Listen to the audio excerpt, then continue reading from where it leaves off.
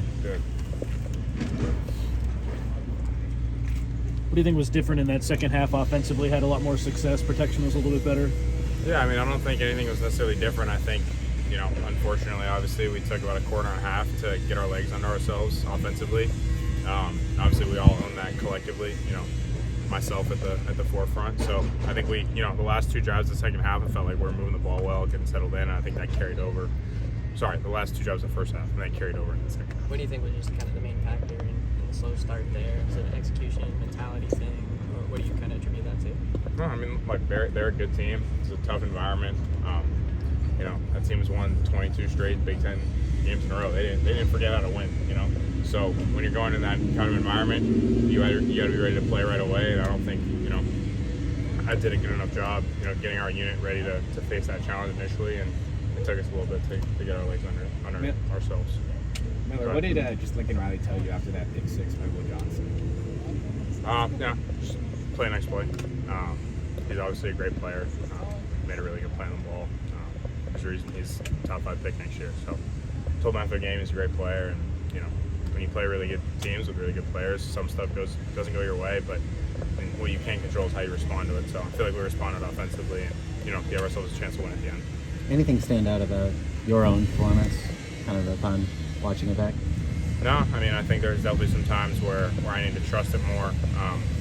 Sometimes where I need to communicate better. Obviously, we burned the timeout. I think in the third quarter, just on operation and stuff like that. So it's definitely a lot of things that I can do better. The first true road game, you were under pressure a ton. You looked a lot more experienced than, I know you've been around a while, but you just look really experienced up there. What do you attribute that to when you haven't been in a situation like that and you still have a lot of success in a hostile environment, under pressure a lot? I feel like a lot of other quarterbacks in your position would have had a tougher time.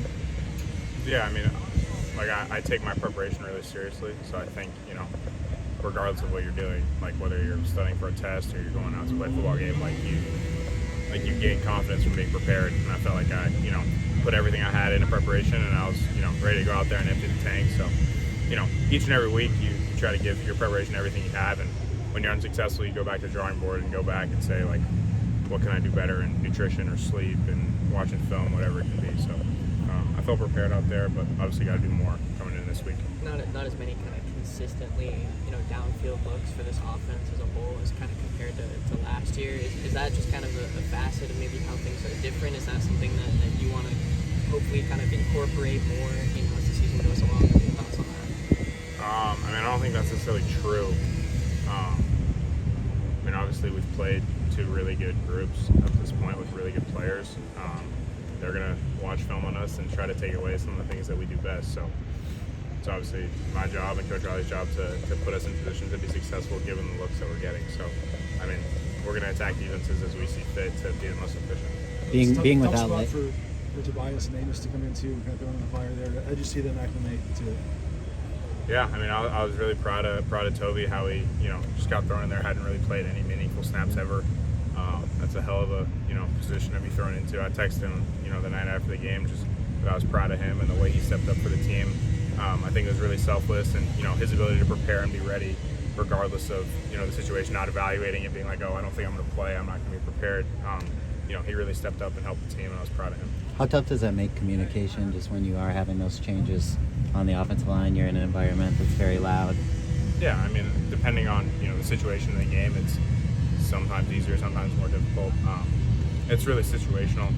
Obviously, on some of those third downs, some of the times we were backed up, it got particularly loud, but, we have to do a better job offensively preparing for that. When you watch the pick six back on film, what did you learn from that play?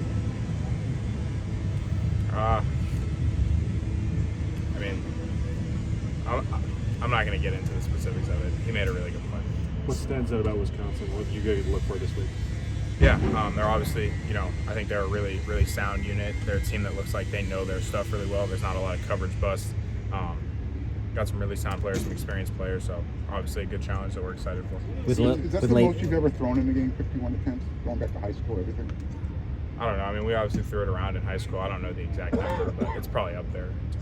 Seeing a guy start at the quarterback consistently, you learn about how they can roll with the punches. Where can you trace your toughness back to? I don't know. I think, Coach Riley has always, talked to us in the quarterback room that the team, looks to their quarterback in a lot of ways for their identity. And, like you could point to any number of guys that played really tough on that field. I mean, you look at Woody and, him laying his body on the line. You look at E.G., Jalen Smith. Like, there's some really tough guys on this team. I don't think that's particular to me. So I think it's really the identity of the team as a whole. And, I'm going to give everything I have for those guys because of how they play. So. With Lake out several weeks, what's your level of confidence in, the younger tight ends behind him? Yeah, they've practiced really well. I think Cade obviously had a great spring, and Walker's been doing really well since he got in. So I have a tremendous amount of confidence. I think they're going to do really well and obviously get some more opportunities. So what aspects of the passing game do you want to see evolve through the next few games? I mean, obviously it's like largely contingent on who we play, but I think just be more consistent throwing and catching the ball. I think that'd be good. Continue to just hone in on the details in practice and our preparation, and I think we'll start making some of the ones that we're really close on. Miller, what was your view of Woody's chase down, strip fumble to get the ball back? It was awesome. I mean, I like it happened really fast because Deuce was wide open in the back left corner of the end zone. So I thought it was a touchdown. We kind of had a check on that play based on what they presented us. And obviously felt really good about the play we were in. So I thought it was a touchdown, and then obviously ended up getting hit. I thought it was incomplete just because I felt my arm coming forward. They obviously a little bit of fumble, and just kind of like I said, just a phenomenal effort by Woody. One of the best single player efforts that I've ever seen on any individual play. So I think that just speaks to him, not only as a player, but his toughness and mentality to just keep playing and not evaluate the situation. Thank you, Miller.